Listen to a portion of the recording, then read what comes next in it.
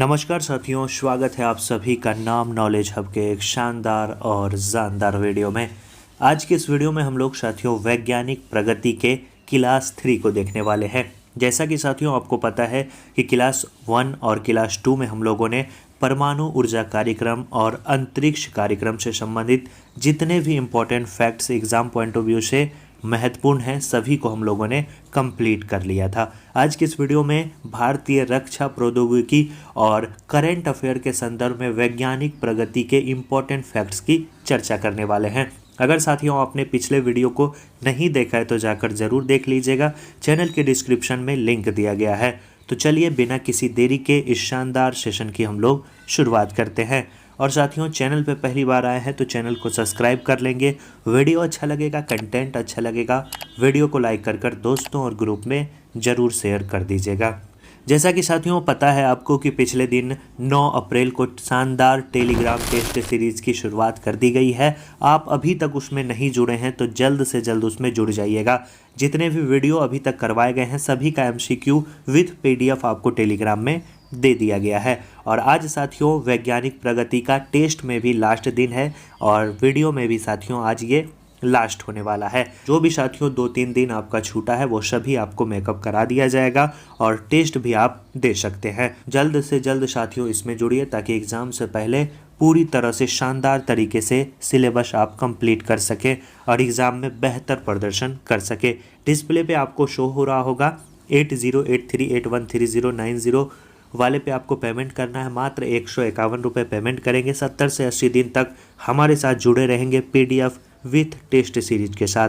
इसके बाद नीचे जो दिया गया है नंबर 7562 वाले नंबर पे आपको व्हाट्सएप या टेलीग्राम पे स्क्रीनशॉट भेजना है। आपको टेलीग्राम पे 15 से 20 मिनट में ऐड कर दिया जाएगा। टेस्ट साथियों 9 बजे प्रारंभ होता है। अगर साथियों फुल वीडियो देखना चाहते हैं कि कौन कौन सा बुक इसमें करवाया जाएगा तो आई बटन पे शो हो रहा होगा, वीडियो क्लिक करेंगे, जाकर फुल डिटेल देख लेंगे। तो चलिए शुरू करते हैं भारतीय रक्षा प्रौद्योगिकी। सबसे पहले हम लोग बात करें कि रक्षा क्षेत्र में अनुसंधान एवं विकास के लिए 1958 ईस्वी में रक्षा अनुसंधान एवं विकास संगठन, जिसे हम लोग DRDO कहते हैं, इसकी स्थापना की गई ताकि रक्षा क्षेत्र में अनुसंधान एवं विकास हो सके। इसके लिए 1958 ईस्वी में DRDO की स्थापना की गई। सीधा एग्जाम में पूछा जाता है कि DRDO की स्थापना कब की गई थी, तो याद रखना है आपको 1958 ईस्वी में। DRDO का आदर्श वाक्य है बलस्य मूलम विज्ञानम। याद रखना है क्या है, बलस्य मूलम विज्ञानम। इसका हेडक्वार्टर नई दिल्ली में है। DRDO के जो वर्तमान में चेयरमैन हैं शमीर वी कामत। याद रखना है कौन है, शमीर वी कामत हैं। और पूछा जाए कि DRDO को पहले चेयरमैन कौन थे, तो कोई भी प्रश्न पूछे साथियों, कंटेंट ऐसा अपडेटेड बनाया गया है कि अगर यहाँ से प्रश्न आएंगे तो सवाल ही पैदा नहीं होता है कि इससे बाहर पूछा जाए। प्रथम पूछे, प्रथम को भी हम लोग पढ़ेंगे। प्रथम जो DRDO के चेयरमैन थे वो थे दौलत सिंह कोठारी। याद रखना है, मोस्ट इम्पॉर्टेंट है। DRDO के प्रमुख एवं जो महानिदेशक होते हैं वो रक्षा मंत्री के वैज्ञानिक सलाहकार की भी भूमिका निभाते हैं। और हमारे पूर्व राष्ट्रपति जो हैं डॉक्टर APJ अब्दुल कलाम, उन्हें भारतीय मिसाइल प्रौद्योगिकी का पिता भी कहा जाता है। तो ये भी बात एग्जाम में पूछा गया है, इसीलिए साथियों यहाँ पे मेंशन कर दिए। अब हम लोग इम्पोर्टेंट भारतीय प्रक्षेपास्त्र कार्यक्रम की चर्चा करने वाले हैं। जुलाई 1983 ईस्वी में सबसे पहले समेकित निर्देशित प्रक्षेपास्त्र विकास कार्यक्रम, जिसे हम लोग integrated guided missile development programme के नाम से जानते हैं, उसकी नींव पूर्व प्रधानमंत्री श्रीमती इंदिरा गांधी के द्वारा रखी गई थी। और यह साथियों कार्यक्रम जो है DRDO के अधीन चलता है, जिसके अंतर्गत भारतीय प्रक्षेपास्त्र की सारी एक्टिविटियां कंप्लीट होती है। तो ये साथियों इंपॉर्टेंट फैक्ट्स हैं। पूछा जाता है कि IGMPD की नींव कब रखी गई थी, तो किसके द्वारा रखी गई थी, इंदिरा गांधी के द्वारा 1983 ईस्वी में रखी गई थी।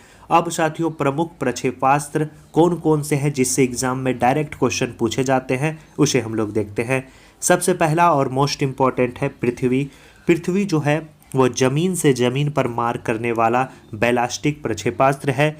पृथ्वी प्रक्षेपास्त्र का जो पहला परीक्षण है वो 1988 ईस्वी में चांदीपुर अंतरिम परीक्षण केंद्र में किया गया था। पृथ्वी 1 की जो मारक क्षमता है वो 150 किलोमीटर तथा भार 1000 kg है। पृथ्वी मिसाइल के साथियों 3 संस्करण देखने को मिलते हैं, पृथ्वी 1, पृथ्वी 2 और पृथ्वी 3। पृथ्वी 1 की जो मारक क्षमता है पूछा जाए 150 किलोमीटर, और पृथ्वी 1 का यानी पृथ्वी का जो सफल परीक्षण पहला किया गया था वो 1988 ईस्वी में किया गया था, और यह जमीन से जमीन मार करने वाला बैलिस्टिक प्रक्षेपास्त्र है। एग्जाम में साथियों ऐसे प्रश्न पूछे जाते हैं, कौन सा प्रक्षेपास्त्र जो है वो जमीन से जमीन, जमीन से हवा, हवा से हवा, ऐसे क्वेश्चन पूछे जाते हैं। तो याद रखेंगे पृथ्वी जमीन से जमीन, नाम से ही स्पष्ट है, पृथ्वी यानी जमीन से जमीन। पृथ्वी 1 मिसाइल जो है थल सेना को सौंपी जा चुकी है। पृथ्वी 2 की बात करें तो यह वायुसेना हेतु बनाया गया संस्करण है जो वायुसेना को सौंपा गया है, जिसकी मारक क्षमता 250 से 350 किलोमीटर है। और पृथ्वी 3 नौसेना के लिए बनाया गया संस्करण है, इसकी मारक क्षमता भी 250 से 350 है। तो मोस्ट इंपॉर्टेंट याद रखेंगे पृथ्वी 1, पृथ्वी 2, पृथ्वी 3, पूछा जाए आसानी से उत्तर दे पाएंगे। अगला जो साथियों प्रक्षेपास्त्र है वो है धनुष। धनुष जो है पृथ्वी 3 प्रक्षेपास्त्र का नौसैनिक रूपांतरण है, इसे ही हम लोग धनुष के भी नाम से जानते हैं। मारक क्षमता आपको बताए 350, यह भी जमीन से जमीन। पृथ्वी और धनुष याद रखना है, पृथ्वी और धनुष जमीन से जमीन। अगला है साथियों आकाश। आकाश नाम से ही स्पष्ट है, जमीन से ऊपर यानी हवा की ओर मार करने वाली मध्यम दूरी की प्रक्षेपास्त्र है। इसकी मारक क्षमता लगभग 25 से 30 किलोमीटर है। इसे मोबाइल के लॉन्चर से भी छोड़ा जा सकता है। आकाश की जो तुलना है वो अमेरिकी पैट्रियट मिसाइल से की जाती है। तो ये फिगर में देख रहे होंगे, ये साथियों आकाश जो है प्रक्षेपास्त्र है जो जमीन से हवा की ओर मध्यम दूरी का प्रक्षेपास्त्र है। आशा करते हैं समझ गए होंगे। अगला है अग्नि। मोस्ट इंपॉर्टेंट है अग्नि। अग्नि के 5 साथियों संस्करण है, अग्नि 1, 2, 3, 4, 5। अग्नि जो है वो जमीन से जमीन, जमीन से जमीन हम लोगों ने कौन कौन सा देखा? सबसे पहले हम लोग पृथ्वी देखे जमीन से जमीन, याद करते हुए चलिएगा। उसके बाद हम लोगों ने धनुष देखा जमीन से जमीन, उसके बाद अग्नि देखा जमीन से जमीन मार करने वाली मध्यम दूरी की बैलिस्टिक मिसाइल है। आकाश हम लोगों ने देखा जमीन से हवा की ओर। अग्नि प्रक्षेपास्त्र की 5 श्रेणियां हैं, अग्नि 1, अग्नि 2, अग्नि 3, अग्नि 4, अग्नि 5। ये सभी साथियों मध्यम दूरी की बैलिस्टिक मिसाइल है। और हाल ही में अग्नि 1 का जो परीक्षण किया गया है वो कम दूरी की बैलिस्टिक मिसाइल है, उसे हम लोग करंट अफेयर में भी देखेंगे, यानी कुछ छूटने वाला नहीं है। बस आपसे रिक्वेस्ट है वीडियो को ज़्यादा से ज़्यादा शेयर करिए और टेस्ट सीरीज़ में ज़रूर जुड़ जाइएगा साथियों। मोस्ट इंपॉर्टेंट है, सभी चीज़ें सिलेबस के अकॉर्डिंग करवाई जाएंगी और यह वैकेंसी अच्छी खासी है, इसीलिए इसे तो बिल्कुल मिस मत करिएगा। अग्नि 1 की बात करें तो अग्नि 1 की जो मारक क्षमता है वो 700 किलोमीटर से अधिक है। अग्नि 2 की मारक क्षमता 2000 किलोमीटर से अधिक है। अग्नि 3 की मारक क्षमता 3000 किलोमीटर से अधिक है। अग्नि 4 की जो मारक क्षमता है वो 3500 किलोमीटर से अधिक है। और अग्नि 5 की जो मारक क्षमता है मोस्ट इंपॉर्टेंट सबसे अधिक यानी 5000 किलोमीटर से अधिक है। जैसे ही साथियों अग्नि 5 का परीक्षण किया गया उसके साथ ही भारत अंतर महाद्वीपीय बैलिस्टिक प्रक्षेपास्त्र कार्यक्रम में प्रक्षेपास्त्र क्लब में शामिल हो गया। इस क्लब में आपको बता दें पहले अमेरिका, रूस, चीन, फ्रांस तथा यूके शामिल थे। अब साथियों अग्नि 5 के परीक्षण के साथ ही भारत इसमें शामिल हो गया। और अग्नि 5 पूछा जाता है किस प्रकार की मिसाइल है, तो यह सैटेलाइट रोधी मिसाइल है अग्नि 5। तो अग्नि 5 से संबंधित ये फैक्ट्स हैं जिससे एग्जाम में क्वेश्चन पूछे जाते हैं। आगे बढ़ते हैं हम लोग। अग्नि 5 जमीन से जमीन, सतह से सतह मार करने वाली मध्यम दूरी की बैलिस्टिक मिसाइल है। अब बात करते हैं त्रिशूल। त्रिशूल की बात करें तो त्रिशूल जमीन से हवा, जैसे देखिए त्रिशूल बना हुआ है ऊपर की ओर है, यानी जमीन से हवा की ओर मार करने वाली बैलिस्टिक मिसाइल है। इससे पहले हम लोगों ने आकाश देखा जो जमीन से हवा की ओर, आकाश और त्रिशूल याद कर लीजिएगा, जमीन से हवा की ओर मार करने वाली प्रक्षेपास्त्र है। इसकी मारक क्षमता जो है 9 किलोमीटर है। वर्ष 2008 में त्रिशूल प्रक्षेपास्त्र विकास कार्यक्रम का औपचारिक रूप से साथियों इसका समापन कर दिया गया था। तो ज़्यादा इंपॉर्टेंट नहीं है, इंपॉर्टेंट इस दृष्टिकोण से है, पूछा जाएगा कि ये त्रिशूल जो है किस प्रकार की मिसाइल है, तो याद रखना है जमीन से हवा की ओर। अगला जो है वो है नाग। नाग जो है टैंक रोधी निर्देशित प्रक्षेपास्त्र है। इसकी जो मारक क्षमता है वो 4 किलोमीटर है। यह दागो और भूल जाओ के सिद्धांत पे कार्य करता है। इसको एक बार दागने के पश्चात इसे पुनः निर्देशित करने की आवश्यकता नहीं पड़ती है। मोस्ट इंपॉर्टेंट है, दागो और भूल जाओ के सिद्धांत पे कौन सा प्रक्षेपास्त्र कार्य करता है, तो दैट इज नाग। यह जो है साथियों टैंक रोधी निर्देशित प्रक्षेपास्त्र है, ये भी बात आपको याद रखना है। मारक क्षमता 4 किलोमीटर। अगला जो इम्पोर्टेंट है वो है साथियों ब्रह्मोस। ब्रह्मोस जो है प्रक्षेपास्त्र को भारत एवं रूस के सहयोग संयुक्त परियोजना के तहत विकसित किया गया। ब्रह्मोस भी सतह से सतह पर मार करने वाली मध्यम दूरी की सुपर सोनिक क्रूज मिसाइल है। इसका नाम ब्रह्मोस साथियों ब्रह्मपुत्र नदी और रूस की मस्कवा नदी को मिलाकर जो है ब्रह्मोस मिसाइल का नाम दिया गया। ब्रह्मपुत्र से ब्रह और मस्कवा से मॉस्को दोनों को साथियों कंबाइंड कर इसका नाम ब्रह्मोस दिया गया। इसकी मारक क्षमता पहले 290 किलोमीटर हुआ करती थी और इसका जो नया संस्करण निकाला गया उसकी मारक क्षमता को बढ़ाकर लगभग 500 किलोमीटर के आसपास कर दिया गया। ब्रह्मोस मिसाइल जो है ध्वनि की गति से लगभग 3 गुना तेज गति से चलती है। यह भी साथियों नाग प्रक्षेपास्त्र की तरह दागो और भूल जाओ के सिद्धांत पर कार्य करता है। अगला जो है वो है साथियों अस्त्र। यह साथियों हाल ही में बिहार दरोगा मेंस में भी क्वेश्चन पूछा गया था। तो वैज्ञानिक प्रगति से हर एग्जाम में क्वेश्चन पूछे जाते हैं। अस्त्र की बात करें तो यह मध्यम दूरी की हवा से हवा में मार करने वाला स्वदेश तकनीक से विकसित प्रक्षेपास्त्र है। मोस्ट इंपॉर्टेंट प्रक्षेपास्त्र है अस्त्र, हवा से हवा में। इसकी मारक क्षमता 10 से 25 किलोमीटर के आसपास है। यह भारत का प्रथम हवा से हवा में मार करने वाला प्रक्षेपास्त्र है। इससे पहले हम लोगों ने साथियों सतह से हवा देखा, सतह से सतह देखा। हवा से हवा मार करने वाला यह पहला प्रक्षेपास्त्र है, इसीलिए मोस्ट इम्पॉर्टेंट हो जाता है और एग्जाम में क्वेश्चन भी यहाँ से पूछे जाते हैं। तो ये साथियों इम्पॉर्टेंट प्रक्षेपास्त्र हैं। अब कुछ अन्य रक्षा आयुध एवं उपकरण की चर्चा करें, जैसे युद्धक टैंक अर्जुन की बात करें तो इसका विकास DRDO के द्वारा किया गया था। T-19S भीष्म टैंक की बात करें तो यह 4 किलोमीटर के दायरे में प्रक्षेपास्त्र प्रक्षेपित कर सकता है। यह जमीन में बिछाई गई बारूदी सुरंग से भी अपनी रक्षा कर सकता है। अगला है साथियों तेजस। तेजस की बात करें तो तेजस स्वदेश निर्मित चौथी पीढ़ी का हल्का लड़ाकू विमान है। इसका विकास हिंदुस्तान एरोनॉटिक्स लिमिटेड, जिसे हम लोग हेल के नाम से जानते हैं, उसके द्वारा किया गया। जनवरी 2011 में तत्कालीन जो रक्षा मंत्री थे उन्होंने इसे भारतीय वायुसेना को सौंपा तथा जुलाई 2016 में तेजस को भारतीय वायुसेना में भी शामिल कर लिया गया। तो तेजस से संबंधित यह फैक्ट्स हैं, याद रखेंगे। अमूमन तेजस के बारे में यह पूछा जाता है कि इसका विकास किसके द्वारा किया गया था, तो याद रखना है HAL यानी हिंदुस्तान एरोनॉटिक्स लिमिटेड के द्वारा जो है इसका विकास किया गया था। अगला है साथियों पिनाका।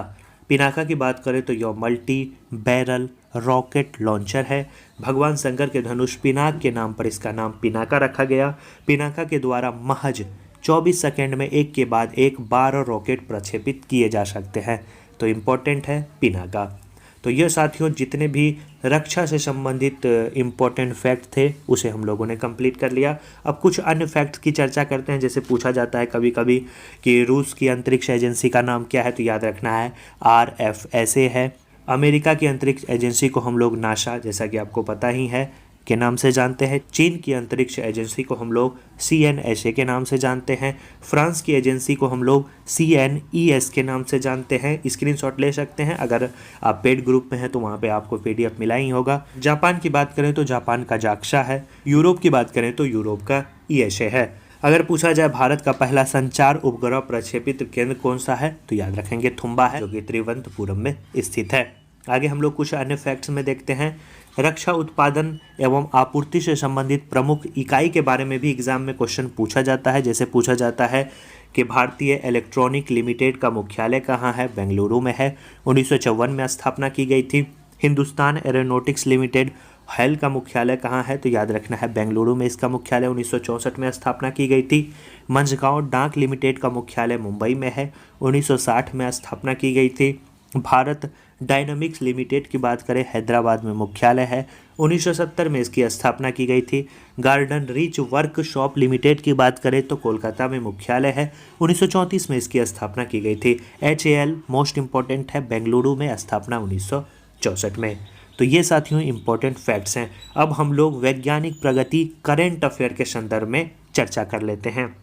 हाल ही में साथियों फरवरी में INSAT 3DS का प्रक्षेपण किया गया। प्रक्षेपण यान का नाम है GSLV F-14। इसरो का ये साथियों मिशन है 2023-24 का पूछा जाता है। एक्सपोसेट का साथियों जो है प्रक्षेपण किया गया 1 जनवरी 2024 में। एक्सपोसेट साथियों मोस्ट इंपॉर्टेंट है, आगे हम लोग चर्चा करेंगे इसके बारे में क्या है। PSLV C-58 की सहायता से छोड़ा गया। गगनयान जो है TV-D1 की बात करें तो 21 अक्टूबर 2023 को TV-D1 प्रक्षेपण यान से छोड़ा गया। आदित्य L1 की बात करें तो 2 सितंबर 2023 को PSLV C-57 रॉकेट की सहायता से इसे छोड़ा गया। DSR मिशन की बात करें तो जुलाई 2023 में PSLV C-56।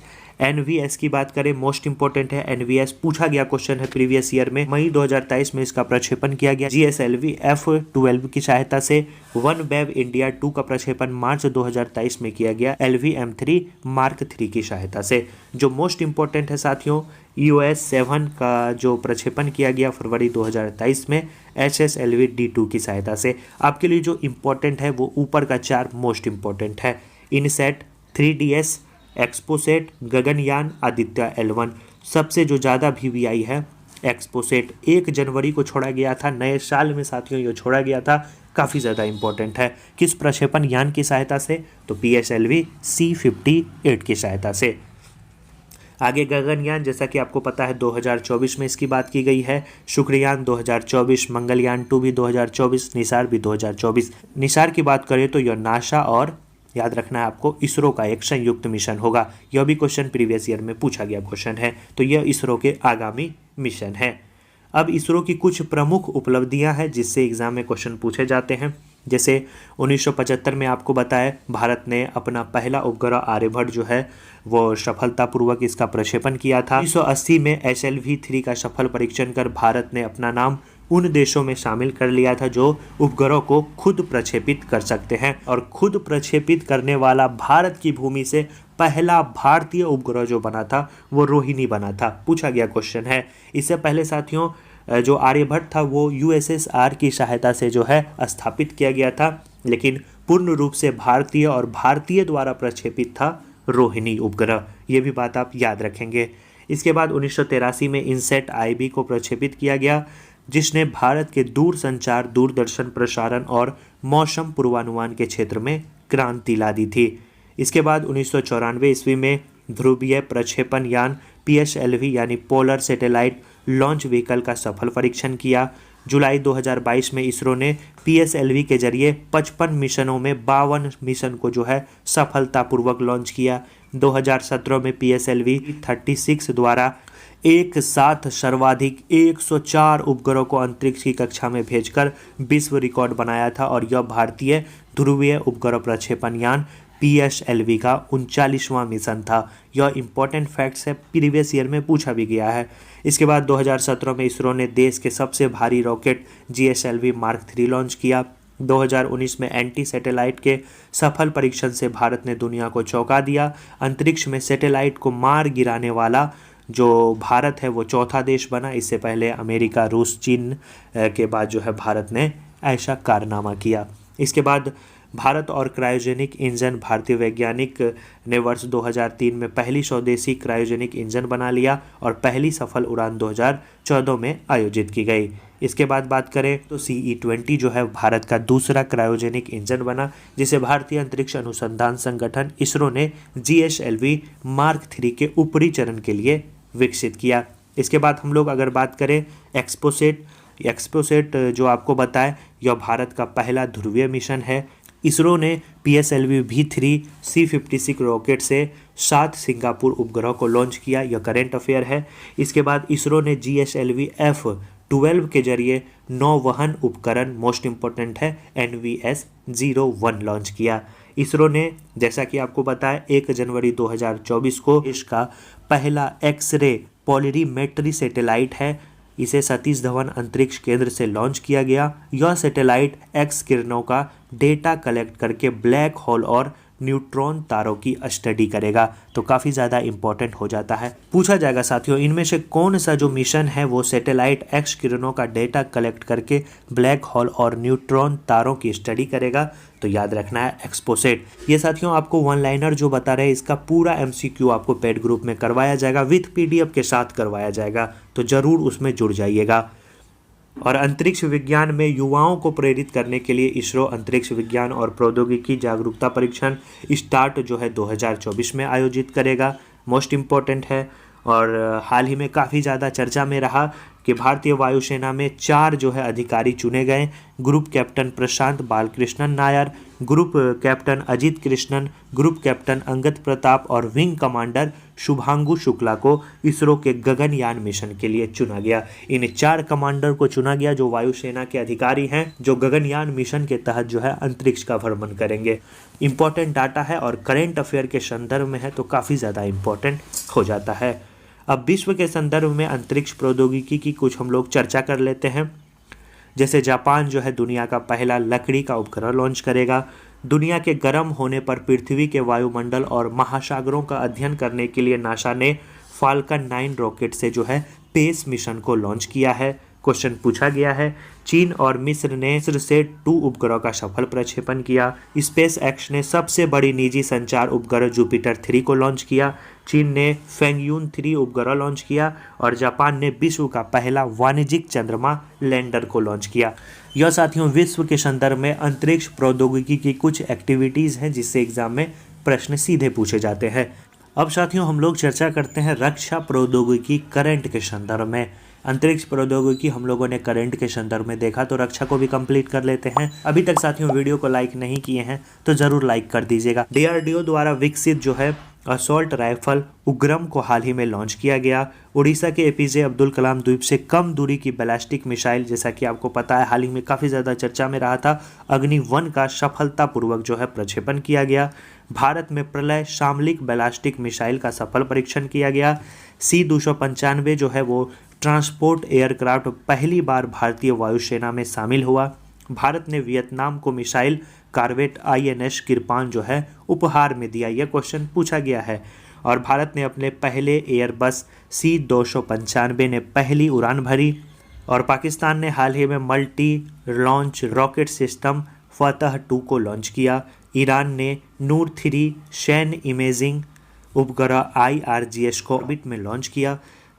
ईरान ने ठोस ईंधन वाले रॉकेट घीम 100 का सफल परीक्षण किया और हाल ही में उत्तर कोरिया ने ह्वांगसोंग 17 का सफल परीक्षण किया। तो वैज्ञानिक प्रगति साथियों आज फाइनली आपका कंप्लीट हो गया। आशा करते हैं साथियों अगर एग्जाम में यहाँ से प्रश्न आएंगे तो आप डेफिनेटली उसका उत्तर दे पाएंगे। तो वीडियो अच्छा लगा वीडियो को लाइक कर दीजिए और डिस्प्ले पे शो हो रहा होगा जल्द से जल्द टेस्ट सीरीज में जुड़ जाइए। न्यूनतम फी है साथियों 2 रुपये के आसपास साथियों आपको प्रतिदिन का मात्र खर्चा लगेगा। आप टेस्ट सीरीज में जुड़िए और शानदार रिवीजन करिए और एग्जाम में साथियों 75 प्लस में 60 प्लस की शानदार आप लोग तैयारी करिए। तो चलिए मिलते हैं नेक्स्ट वीडियो में, तब तक के लिए धन्यवाद साथियों।